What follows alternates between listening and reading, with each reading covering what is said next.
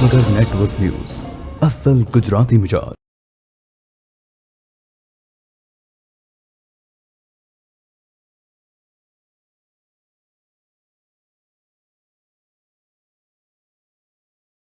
હું છું કૃતિ, સ્વાગત છે આપનું પાટનગર નેટવર્ક ન્યૂઝના સાયબરની દુનિયા કાર્યક્રમમાં। દર્શક મિત્રો, ડિજિટલ યુગમાં દરેક લોકો સોશિયલ મીડિયા, ઓનલાઈન બેન્કિંગ સહિતની ઓનલાઈન સુવિધાનો ઉપયોગ કરતા થયા છે, પરંતુ મોબાઈલમાં જ બધી બેંક ડિટેલ્સ આવી જતી હોવાથી આ સાયબર માફિયાઓ તમારા ફોનમાં અલગ અલગ રીતે પગપેસારો કરીને ઓનલાઈન ફ્રોડ કરી રહ્યા છે, તો બીજી તરફ સાયબર માફિયાઓ લોકોને ઠગવા નવી નવી તરકીબો અજમાવી રહ્યા છે।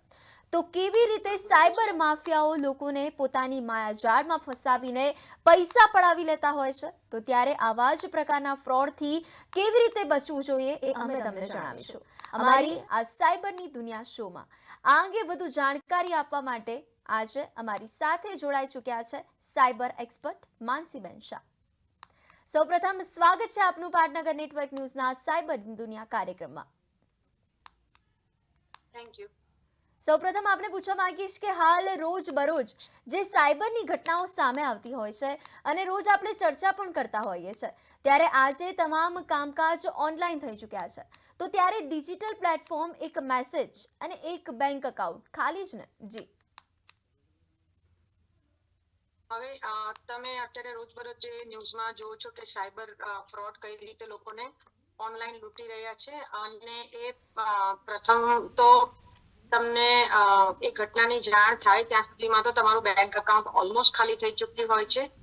તો અત્યારે જે વધારે કિસ્સાઓ બહાર આવ્યા છે રાજસ્થાન, જયપુર, ઉદયપુરના સાઈડથી, કે મતલબ ત્યાંની જે રહેવાસી મહિલાઓ હોય છે જેને વધુ પડતું ટેકનોલોજીનું નોલેજ નથી હોતું, અને જે લોકો મતલબ મહેનત મજૂરી કરીને રોજના પૈસાનું સેવિંગ કરે છે, તો એની સાથે મતલબ અત્યારે એક ઘટના બની હતી કે એ મહિલાને ફોન આવ્યો હતો કે તમારા બેંક એકાઉન્ટમાં જે પૈસા છે એ તમારે અમને ટ્રાન્સફર કરવાના છે, અમે તમને એક ઓટીપી સેન્ડ કરશું અને તમારે એ વસ્તુ ઓટીપી અમને આપો તો શું કે તમારા પૈસા અમે તમને ડબલ કરીને આપશું। અને એમણે ત્યાં ટેલિગ્રામની લિંક પણ આપી હતી, પણ મહિલાએ કીધું કે મને આ બધી બાબતોની જાણકારી નથી અને હું આ લિંક પર ક્લિક ના કરું, પ્લસ ઓટીપી પણ શેર ના કરું, બીકોઝ એને થોડી ખબર હતી કે ભાઈ ઓટીપી શેર કરવાથી ઇશ્યુઝ આવી શકે છે। પરંતુ જ્યારે એ મહિલાને બહુ ડરાવવામાં આવી, ધમકાવવામાં આવી, તો ત્યારે મતલબ એમણે શું કહેવાય ઓટીપી શેર ના કર્યો, પરંતુ લિંક એમણે ક્લિક કરી દીધી અને એ લિંક પરથી આ લોકોએ એમના ખાતામાંથી 76,000 રૂપિયાની ચોરી કરી લીધી। હવે આ વસ્તુની કમ્પ્લેન કરવા માટે પણ એ મહિલાએ સાયબરમાં વાત કરી, નજીકના પોલીસ સ્ટેશનમાં વાત કરી, પરંતુ આ બધી વસ્તુઓની જે રીત છે એ લોકો દર વખતે નવી નવી બદલતા રહેતા હોય છે। આજે એ લોકોએ ઓટીપી ની શેરની વાત કરી, પછી ટેલિગ્રામની વાત કરી, તો એમાં એવું થયું કે જ્યારે મતલબ ન્યૂઝ ચેનલના લોકો જ્યારે એનું કવરેજ કરવા માટે ગયા, તો એમણે સાયબર એક્સપર્ટનો ત્યાં જે લોકલ ક્રાઇમ બ્રાન્ચ વાળા હોય છે એમનો સંપર્ક કર્યો અને એમને લાઈવ બતાવ્યું કે તમારા ખાલી એક લિંક ક્લિક કરવાથી એમનો આખો કેમેરો, મતલબ જે ન્યૂઝ ચેનલ વાળા છે અને જે ક્રાઇમ વિભાગના વ્યક્તિઓ છે, એમનો મોબાઈલ પ્લસ એમનો જે કેમેરો છે જેનાથી એ લોકો લાઈવ શૂટિંગ કરતા હતા, તો એ કેવી રીતે ગણતરીની મિનિટમાં એ લોકો હેક કરી લે છે। અને જેટલી પણ લાઈવ ગતિવિધિઓ ત્યાં થતી હતી એ ઓફિસમાં, એ બધું જ એમણે સાયબર જે એક્સપર્ટ છે એમણે પોતાની સ્ક્રીન પર એ લોકોને શો કર્યું કે આ રીતે અમે લોકો ઓપરેટ કરી શકે છે, અને આ જ રીતે સાયબર ફ્રોડ લોકો પણ તમારી સાથે એક જ મતલબ 1 મિનિટની અંદર તમારું બધો ડેટા ચોરી શકે છે અને પ્લસ તમારા અકાઉન્ટમાંથી બધા પૈસા પણ ગાયબ થઈ જાય છે।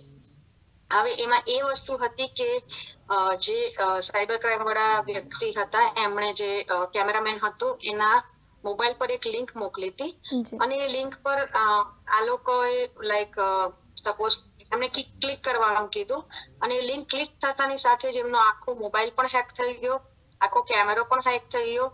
તો આ રીતે એ લોકો અત્યારે જે નવી નવી લિંકો મોકલે છે અને એમાં જે સબ્જેક્ટ હોય છે લાઈક તમને લોકોને જાણ નથી થવા દેતા કે આ ઓરિજિનલ વેબસાઇટ છે, ઓરિજિનલ લિંક છે કે પછી કોઈ ફેક છે. બીકોઝ કોઈક પ્રસિદ્ધ કંપનીની વેબસાઇટ હોય કાં તો કોઈ જાણીતી બ્રેન્ડની હોય તો આપણને એવું લાગે છે કે બધું બરાબર જ છે, પણ એમાં એક કે બે ડિજિટ કાં તો કોલન કાં તો સિમ્બલનો ડિફરન્ટ હોય છે, એટલે એ ચકાસવું મુશ્કેલ હોય છે.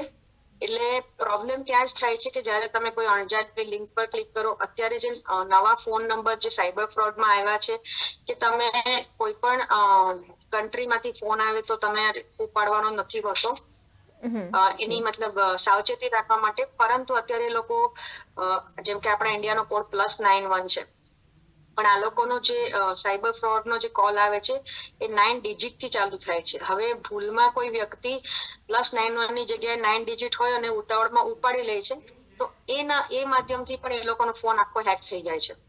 તો મારે મતલબ કહેવાનો મતલબ એ છે કે પહેલા તો તમારે કોઈ અજાણી લિંક પર ક્લિક ના કરો. પ્લસ બીજી વસ્તુ છે કે તમને આવી રીતે અજાણ્યા નંબરથી ફોન આવે છે તો એ તમારે ઉપાડવાના નથી. પ્લસ આવી રીતે કોઈ વિડીયો કોલ કરે છે તો વિડીયો કોલમાં પણ તમારે મતલબ ઉપાડવાના નથી, રાધર કે એ વિડીયો કોલ તમારા સગા સંબંધી કે રિલેટિવ્સ ના હોય. બીકોઝ વિડીયો કોલ જેવો તમે ક્લિક કરો છો સામે કઈ વ્યક્તિ કઈ સાઇટ ઓપન કરીને શું તમને બતાવશે અને તમારો વિડીયો રેકોર્ડિંગ કરીને પછી તમને બ્લેકમેલ કરશે. અને એ બ્લેકમેલના પૈસાનું અમાઉન્ટ મોટું હોય છે, તો તમારે એ વાતની તકેદારી રાખવાની હોય છે. અને અત્યારે જે બીજો એક અને બીજી જે ત્રીજી વસ્તુ છે કે તમને અત્યારે એ લોકો બધી લોભામણી લાલચોની જે ઓફરો આપે છે એ બધી એ લોકો ટેલિગ્રામના માધ્યમ થ્રુ જ ઓપરેટ કરે છે. પહેલા તમને ટેલિગ્રામ પર સપોઝ કોઈ સારી લેડીનો ફોટો મૂકીને તમને બતાવે છે, પછી એ લેડી તમારી પાસે મિનિમમ 1 કે 2000 રૂપીસની માંગણી કરે છે. અને એ લોકો શું કહે છે કે તમે જે પૈસા પે કર્યા છે એનો જે જીપે નો એનો જે સ્ક્રીનશોટ છે પેમેન્ટનો એ અમને શેર કરો. હવે એને માટે એ તમને વોટ્સએપ પર લઈ જાય છે. હવે વોટ્સએપ પર લઈ જાય છે તો એમાં શું થાય છે કે જ્યારે તમે પેટીએમ નો કે જીપે નો સ્ક્રીનશોટ શેર કરો છો ત્યારે એમાં તમારું બેંકનું ડિટેલ આવી જાય છે કે કઈ બેંકથી તમે ટ્રાન્સફર કર્યા છે, અને એ તમારું જે તમારું આખું નામ આવી જાય છે. તો આ રીતે એ લોકોની પાસે તમારી માહિતી જતી રહે છે. પછી આ જ માહિતીનો ઉપયોગ કરીને એ લોકો તમારું બેંક અકાઉન્ટ હેક કરે છે, કારણ કે આ જ માહિતી મતલબ આ બેંકના નામ છે તમારું અને આ બેંકનું અકાઉન્ટ છે, એના મારફતે એ લોકો તમને એ જ પ્રકારની એક લિંક મોકલે છે. તો એ લિંક તમે જેવી ક્લિક કરો છો એના ગણતરીના માધ્યમમાં તમારું અકાઉન્ટ એ લોકો ખાલી કરી દે છે. તો બીજી એક વસ્તુની જાણકારી માટે દર્શક મિત્રોને કહું છું કે જેમ અત્યારે ફેમસ બધા ઇન્ફ્લુએન્સર હોય છે, યુટ્યુબર્સ હોય છે કે કોઈ પણ પ્રસિદ્ધ વ્યક્તિ હોય છે, એ લોકોને આ લોકો કઈ રીતે અત્યારે છેતરપિંડી કરે છે કે એ લોકોને ઈમેલ મોકલે છે કે એ ઈમેલ તમારા સાયબર ક્રાઇમ માંથી આવ્યો છે, ક્રાઇમ બ્રાન્ચ બ્યુરો માંથી આવ્યો છે. અને એ ઈમેલમાં જે એ લોકો તમને લેટર મોકલે છે એમાં ગુજરાત ગવર્મેન્ટ, ગુજરાત પોલીસ અને જે પણ પોલીસ ડિપાર્ટમેન્ટ હોય છે અને ક્રાઇમ બ્રાન્ચના જેટલા પણ ડિપાર્ટમેન્ટ હોય છે બધાના જે આઈજી લેવલના અધિકારીઓ હોય છે બધાના નામ હોય છે, પ્લસ બધાની સિગ્નેચર પણ હોય છે, પ્લસ સ્ટેમ્પિંગ પણ હોય છે જે નકલી હોય છે.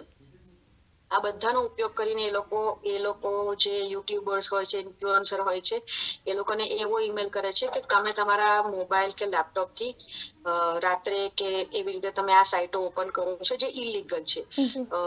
લાઈક ફોર એક્ઝામ્પલ કે જે પોર્ન સાઇટો હોય છે એ. હવે આ લોકોને ખબર છે કે અમે આવી રીતે કોઈ સાઇટો ઓપન કરી નથી અને સપોઝ બાય ચાન્સ કરી પણ હોય તો એ લીગલ છે કે ઇલીગલ છે એવું અત્યારે કશું ફરમાન આવ્યું નથી. પરંતુ આ લોકો બ્લેકમેલ કરવા માટે તમને ફોન કરે છે કે હવે અમે તમે આટલા મોટા યુટ્યુબર્સ છો, આટલા મોટા ઇન્ફ્લુએન્સર છો, તો અમે તમારી આ વસ્તુ આખી દુનિયાને જાણ કરશું અને એને માટે ન થાય એને માટે તમે મને પૈસા આપો.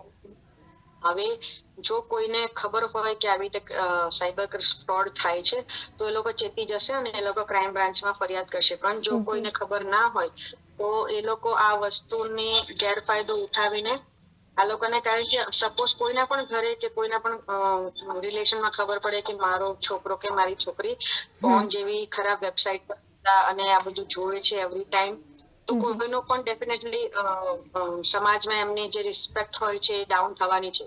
તો ધેટ્સ વાય આ લોકો એ જે ડર છે, એ જે વ્યક્તિની ઓળખાણ છે અને પ્રસિદ્ધિ છે એને નીચે પાડવા માટે એના જ ડરનો લાભ લઈને એને લાખો રૂપિયાની માંગણી કરે છે. અને આ બધી વસ્તુ જ્યારે પૂરી પાડવા માટે જે લોકો ગવર્મેન્ટ અધિકારીઓના નામ અને સિમ્બલ અને એમની જે રેપ્યુટેશનના ઓળખનો યુઝ કરે છે, જે ગવર્મેન્ટના લોગોઝનો ઉપયોગ કરે છે, એ બધું એક રીતે ફ્રોડ હોય છે.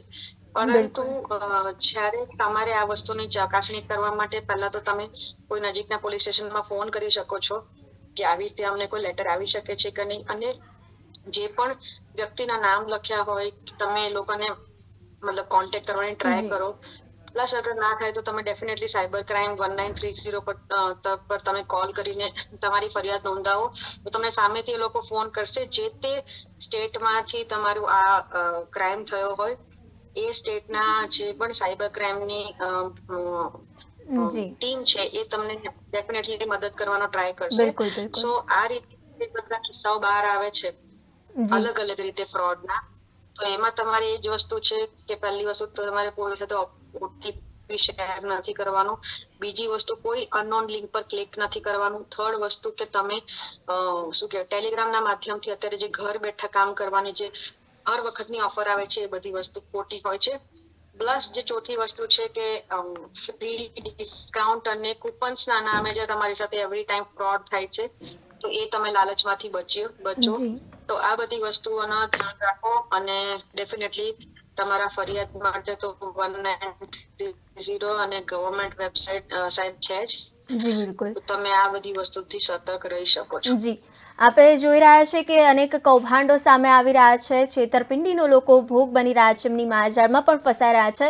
અને અત્યાર સુધી આપણે જાણતા અને સાંભળતા પણ હતા કે ક્રેડિટ અને ડેબિટ કાર્ડનો ઉપયોગ કરતી વખતે કોઈની પણ સાથે પાસવર્ડ અથવા પિન શેર કરવો ન જોઈએ. તો બીજી તરફ જો કોઈ તમારા ફોનમાં કોઈ ઓટીપી અથવા તો લિંક આવે છે તો તેને બિલકુલ ક્લિક ન કરવી જોઈએ. આમ કરવાથી તમારા બેંક એકાઉન્ટમાંથી પૈસા ઉડી શકે છે. અને જો આપણે એની માયાજાળમાં ના ફસાય એના માટેના બચવાના ઉપાયો કયા છે? જી,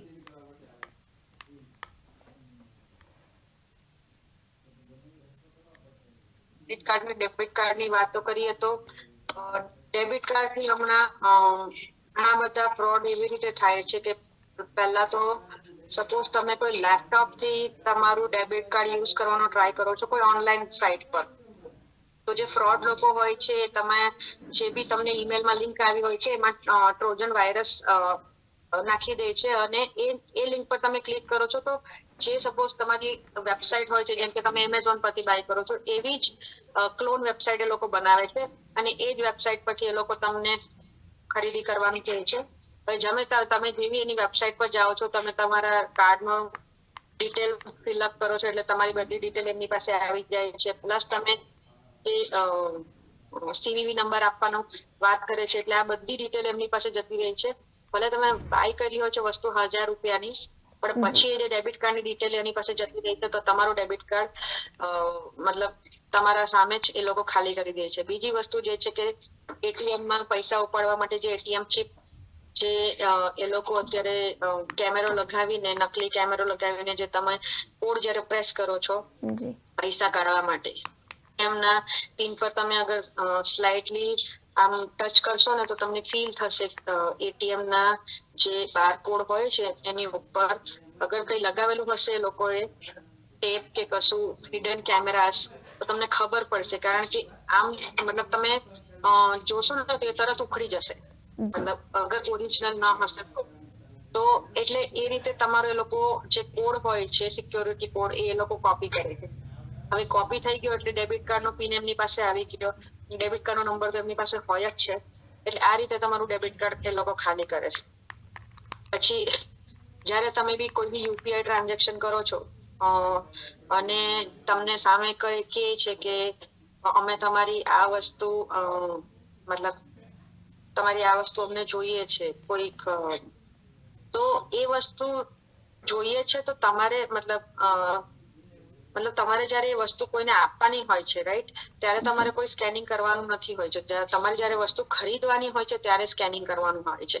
તો ત્યારે અગર એ લોકો કહે છે કે અમે તમને આ નંબર નહીં પણ બીજા નંબર પર પૈસા મોકલશું, કાં તો કોઈ અલગ લિંક આવે છે તમને, તો તમારે એમ જ કહેવાનું કે ના, કાં તો હું તમને કેશમાં વહીવટ કરું, કાં તો તમે કોઈક મને બેંક એકાઉન્ટ આપો તો હું તમારા બેંક એકાઉન્ટમાં પૈસા ટ્રાન્સફર કરું. જી કોઈ પણ અનનોન યુપીઆઈ આવે છે ત્યારે તમારે સ્કેનિંગ કરવાની જરૂર નથી. અને ક્રેડિટ કાર્ડમાં તો એ લોકો એવી રીતે કરે છે કે સપોઝ તમારા મોબાઈલમાં જયારે પણ તમને એ લોકો ટીમ વ્યુઅર કે કોઈ પણ એ રીતે તમે જયારે સ્ક્રીન શેર કરતા હો છો તમે તમારા કોઈ કામ માટે, હવે સ્ક્રીન શેર કરેલી હોય છે અને તમારે વચ્ચે જયારે તમે સ્ક્રીન શેર કરતા કરતા કોઈક વેબસાઇટ પરથી શોપિંગ કરો છો તો એ સ્ક્રીન નું આખું જે પિક્ચર હોય છે એ સામેના લેપટોપમાં હોય છે કે જે તમે કોડ નાખો છો કે જે તમે કાર્ડની ડિટેલ ફિલઅપ કરો છો કે તમારી સામે જેટલી વેબસાઇટ ઓપન હોય છે એ સામેવાળાના કમ્પ્યુટર્સમાં ઓપન હોય છે. સો જ્યારે ક્રેડિટ કાર્ડની ડિટેલથી તમે બાય કરો છો વસ્તુ, એ જ વસ્તુ એઝ ઇટ ઇઝ ક્રેડિટ કાર્ડની બધી અકાઉન્ટ નંબરથી માંડીને બધી ડિટેલ સામેવાળાને શેર થઈ ગઈ હોય છે. એટલે તમારો આખો ક્રેડિટ કાર્ડ એ લોકો ક્લોન કરીને તમારો ક્રેડિટ કાર્ડમાંથી જેટલી ક્રેડિટ લિમિટ હશે એ ચોરી લેશે. તો આનો ઉપાય જ છે કે તમે તમારા ક્રેડિટની લિમિટ સેટ કરો. ડેબિટ કાર્ડમાં પણ આ જ વસ્તુ છે કે તમે મેક્સિમમ દિવસના 2000 ઉપાડી શકો કે 5000 ઉપાડી શકો, તમારો જેવો યુઝ છે. એટલે શું કે 5000 મેક્સિમમ દિવસના સપોઝ એ માણસ ઉપાડે પછી તમારા એ દિવસની લિમિટ પતી જાય છે. એટલે ભલે તમારા ડેબિટ કાર્ડની માં ઘણા બધા પૈસા હશે પણ અગર તમે લિમિટ સેટ કરી હશે ને તો જ્યાં સુધી તમે તમારું ઓથોરાઇઝેશન નહીં આપશો ત્યાં સુધી એ માણસ 5000 થી વધારે પૈસા ઉપાડી શકશે નહીં. એટલે ડેબિટ કાર્ડમાં તમારે લિમિટ સેટ કરવાની ખાસ જરૂર છે. ઇવન ક્રેડિટ કાર્ડમાં પણ તમારા ક્રેડિટ કાર્ડની લિમિટ 5 લાખ હોય કે 7 લાખ હોય વોટેવર, પણ તમારે એક અમાઉન્ટ સેટ કરવાનો હોય છે કે હું આટલાથી વધારે શોપિંગ કરું કે આટલાથી વધારે મને પૈસાની જરૂર પડે તો મારા ઓથોરાઇઝેશન વગર કોઈ પણ વ્યક્તિ આનું બહાર કાઢી શકશે નહીં. એટલે તમે શું કે તમારા બેંકમાંથી કે તમારા લિમિટમાંથી જે પૈસા તમે સેટ કર્યા હોય છે, સપોઝ કોઈ નુકસાન થાય તો એટલા જ પૈસાનું થાય છે, એનાથી વધારે પૈસાનું કોઈ કરી શકતો નથી. જી, આપે જણાવ્યું છે એ અનુસાર અત્યારે જે કામકાજ છે બધા જ ઓનલાઈન થઈ ગયા છે અને ડિજિટલ પ્લેટફોર્મ પર એક મેસેજ અને બેંક એકાઉન્ટ ખાલી પણ થઈ જતા હોય છે અને એ માયાજાળમાં ન ફસે એના માટે કયા પગલાં લેવા જોઈએ, કઈ સાવચેતી રાખવી જોઈએ, એના વિશે આપે જણાવ્યું તે બદલ આપણા સાયબર ક્રાઇમના એક્સપર્ટ માનસીબેન શાહ આપનો ખૂબ ખૂબ આભાર. Thank you. તો દર્શક મિત્રો, હાલ જે પ્રકારે અમારા સાયબર એક્સપર્ટે જણાવ્યું એ જ અનુસાર સૌથી પહેલાં તો પાસવર્ડ સ્ટ્રોંગ હોવો જોઈએ, તમારે ફ્રી એપ્લિકેશન ડાઉનલોડ ન કરવી જોઈએ તેમજ ફ્રી વાઈફાઈની લાલચમાં પણ ન આપવું જોઈએ અને એનો ઉપયોગ પણ ટાળવો જોઈએ. તમારા દરેક સોશિયલ એકાઉન્ટમાં 2 ફેક્ટર ઓથેન્ટિકેશન ચાલુ હોવા જોઈએ અને સાથે સાથે સાયબરની દુનિયામાં દરેક યુઝરે ફ્રી અને લોભામણી લાલચમાં ન આવવું જોઈએ. આવી જ રીતના સાવચેત રહો, સતર્ક રહોના સંદેશની સાથે ફરી મળીશું સાયબરની દુનિયા કાર્યક્રમમાં. ત્યાં સુધી નમસ્કાર.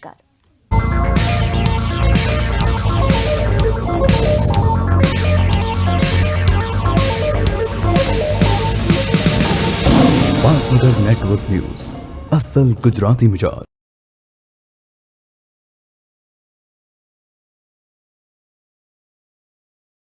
કેવો રહેશે આપનો આજનો દિવસ?